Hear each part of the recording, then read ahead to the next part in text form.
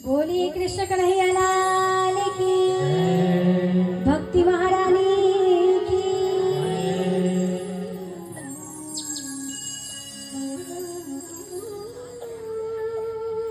भक्ति रानी नाचते नाचते प्रकट হয়েছে।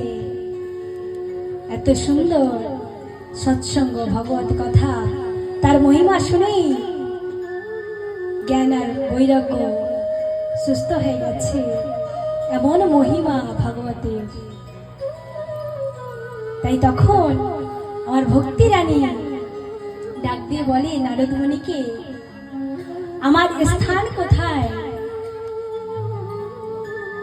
ভক্তি রানীর স্থান কোথায়?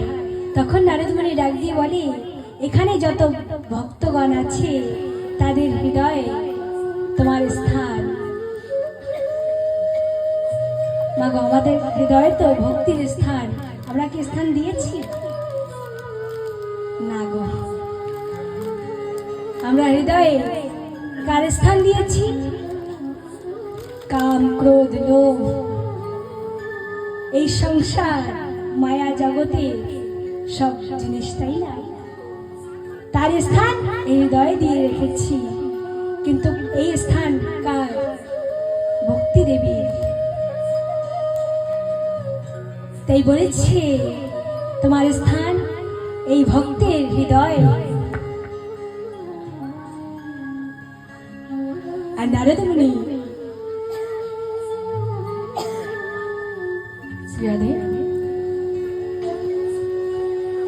এদিকে আমাদের সনাকাদি ডাক দিয়ে বলে, এতই যখন মহিমা, আর এই ভগবত কথায় সৎসঙ্গ খালি ভক্তদেরই উদ্ধার করে, আর কাউকে নয়। বলে হ্যাঁ করে। বলে এই ভগবত কথা প্রেত পিচাস যত বড় পাপী হোক না কেন, সবাইকে উদ্ধার করে। আর আরেকটা কথা কি, যার হৃদয়ে ভক্তি থাকে তাকে ভূত পিচাস স্পর্শ করতে পারে না। তাই এখানে বলেছে এই ভগবত কথায় বড় থেকে বড় পাপী হোক তাদের উদ্ধার করে দেয়। আপনারা শুনে থাকবেন, কে? ধুন্ধকারী। সে এত বড় পাপী ছিল, তার মতন পাপী এখানে দেখা যায় না। এত বড় পাপী, সে তবুও 7 দিনের কথা শুনে পরলোকে চলে গেছে চতুর্ভুজ রূপ নিয়ে। এত বড় মহিমা ভগবতের।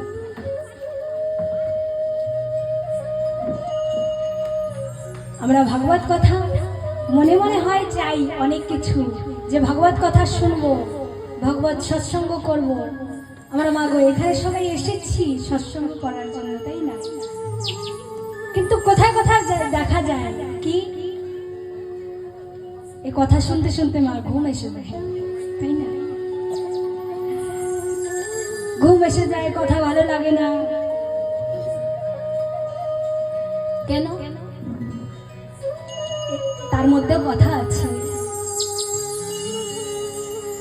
একবার কি হয়েছিল, মানে আমাদের এই সৎসঙ্গ কথা, ভগবানের কথা যদি হয়, সেখানে নিদ্রা দেবের আসতেই হবে, সেটা নিয়ম।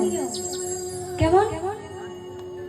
যখন রামচন্দ্র কুম্ভকর্ণকে বধ করেছিল, তখন কুম্ভকর্ণের স্ত্রী নিদ্রা দেবী তিনি বলেছিল, প্রভু তুমি আমার স্বামীকে মেরেছ, আমি এই প্রতিশোধ নিবই।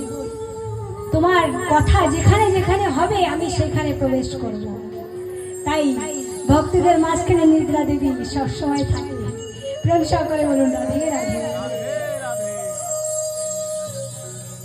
তাই মাগো কথায় এসে আমাদের ঘুম এসে যায়, ভালো লাগে না, তার জন্য এই হলো কারণ।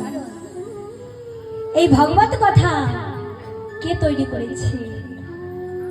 সেই প্রশ্ন আমাদের সনাকাদি সূর্যের কাছে করেছে।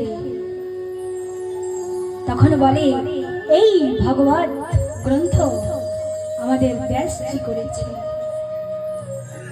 তিনি 17টা পুরাণ লিখেছে, মহাভারত লিখেছে, বেদের 4 ভাগ করেছে। তবু সে মনে শান্তি পাচ্ছে না, ভগবানের চিন্তন করছে, মনে একটু ভালো লাগছে না। চিন্তা করতে করতে ওইখানে নারদ মুনি প্রকট হয়ে গেছে। নারদ মুনি ডাক দিয়ে বলে, হে সূর্যি, তুমি এত চিন্তা দূর কেন? কি হয়েছে তোমার? এত চিন্তা দেখা যাচ্ছে। বলে, আমি 17টা পুরাণ লিখেছি, বেদ লিখেছি, উপনিষদ লিখেছি, তবু আমার মনে আনন্দ পাচ্ছি না, শান্তি পাচ্ছি না, কেন? বলে, ব্যাসজি, তুমি সব লিখেছ, কিন্তু ভগবানের লীলা কথা দেখোনি। ভগবানের লীলা কথা ভক্তরা শ্রবণ করে, ভক্তরা অত বোঝে না বেদান্ত, তারা অত বোঝে না, তারা ভগবানের লীলা কথা বলছে। তাই তখন আমার ব্যাসদেবজি এই ভগবানকে মনে স্মরণ করেছে। স্মরণ করতে করতে আমার ভগবতজি তৈরি করে দিয়েছে। বলিয়ে ভগবত ভগবান কি।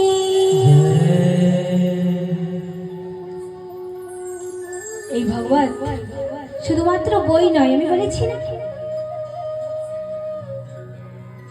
ভগবানের বাংময় স্বরূপ। ভগবান যখন নিজের ধামে যাবে, উদ্ধব ডাক দিয়ে বলে, প্রভু তুমি চলে যাচ্ছ নিজের ধামে, আমাকেও নিয়ে চলো, আমি একা এখানে থেকে কি করব? তখন বলে, না উদ্ধব, আমি চলে যাচ্ছি না,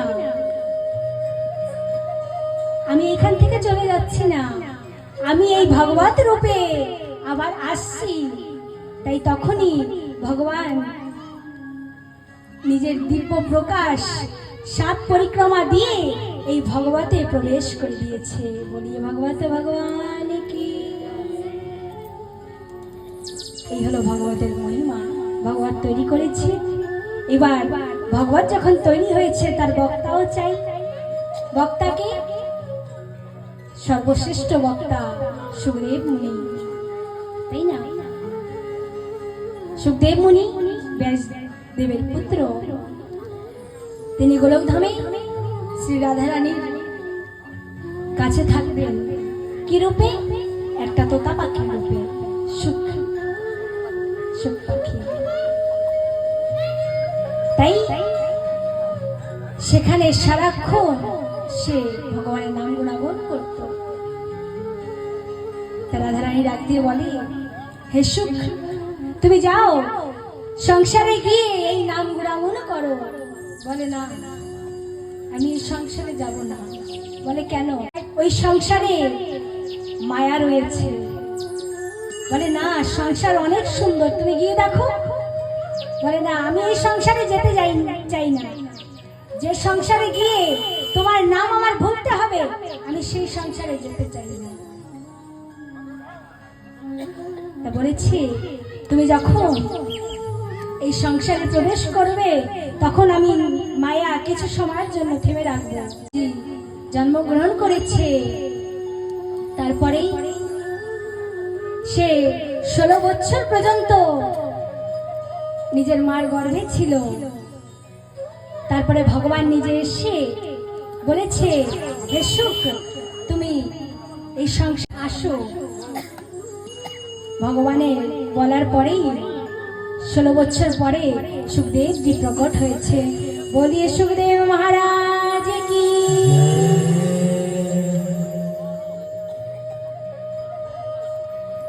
মাগো, কথা এখানে বিশ্রাম দেব, কেননা আমাদের হরিবাস কীর্তন শুরু হবে। পরে যদি কোনোদিন সময় হয় ভগবানের কথা আমি আবার শোনাব।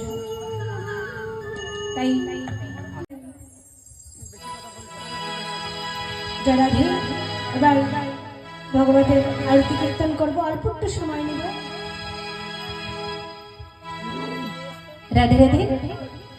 শ্রীমান স্বামী বিশ্ব সুখ সত্তানন্দ প্রেমানন্দ হরি বল হরি বল হরি বল হরি বল হরি বল হরি বল হরি বল।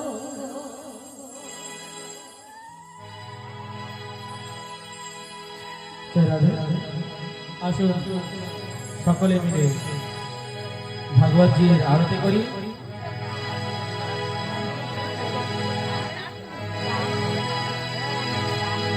ওরে ঢোল বাজে করতাল বাজে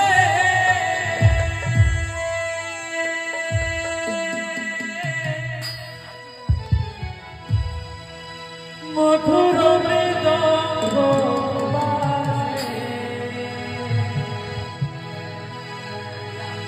ওরে ঢোল বাজে করতাল বাজে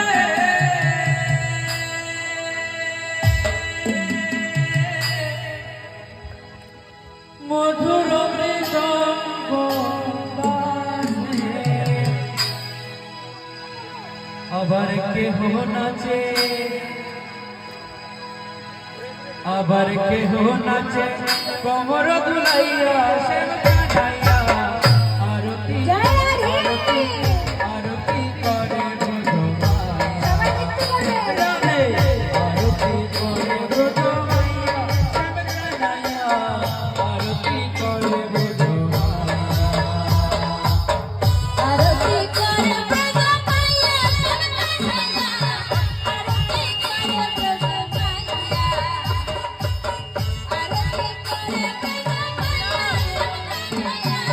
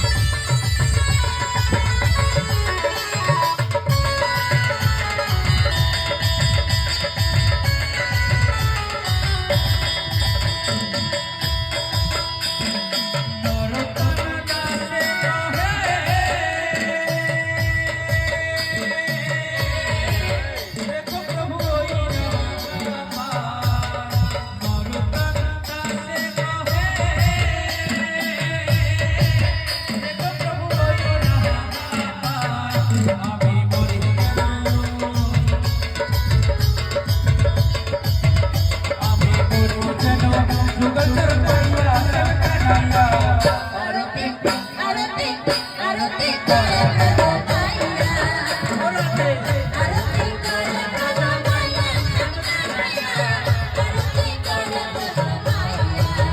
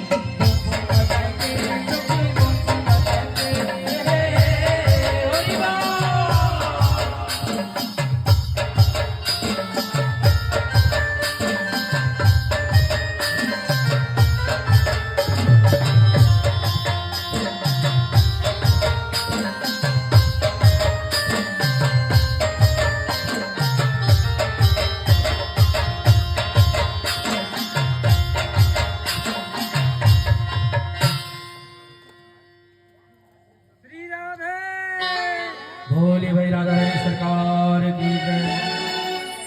আসো ছোট্ট একখানা বোঝা জয় রাধে গো জয় রাধে গো জয় রাধে গোবিন্দ গোপাল। আসলে কি আমাদের এখানের মায়েরা অত্যন্ত নৃত্য করতে ভালোবাসেন দেখেই বোঝা যাচ্ছে, কিন্তু সময় কম, তাই মায়ের চরণে আমার অনুরোধ যে পারছি না, ক্ষমা করবেন। আবার যদি কোনোদিন কিশোরীজির সঙ্গে সুযোগ হয় তাহলে আপনাদের আনন্দ দেওয়ার চেষ্টা করব। জয় রাধে গো জয় রাধে গো জয় রাধে গোবিন্দ গোপাল।